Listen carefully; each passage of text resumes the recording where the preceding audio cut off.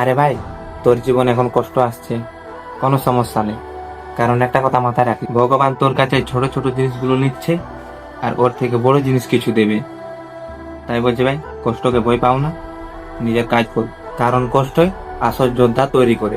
যারা সহজেই পেয়ে যায় তারা ইতিহাস গড়ে না, ইতিহাস গড়ে তারা যারা ভেঙে পড়ে লড়াই চালিয়ে যায়। আজ তুই একা, কেউ তোকে বিশ্বাস করছে না, কিন্তু কাল সেই মানুষলাই তোকে স্যালুট করবে, তোর নামে চর্চা করে বলবে এই লোকটা থামেনি, বলে আজ এত উঁচুতে আছে। তুই পরিশ্রম কর, নিঃশব্দে লড়াই কর, কারণ সাফল্য এমন ভাবে আসবে দুনিয়া চুপ হয়ে যাবে। আর ভয় পাস না, দুনিয়া তো ভয় পায় সেই মানুষকে যে আগুনে পড়ে সোনা হয়। তুই এখন যতবার হারবি তত তুই সাফল্য এক ধাপ এগিয়ে যাচ্ছিস।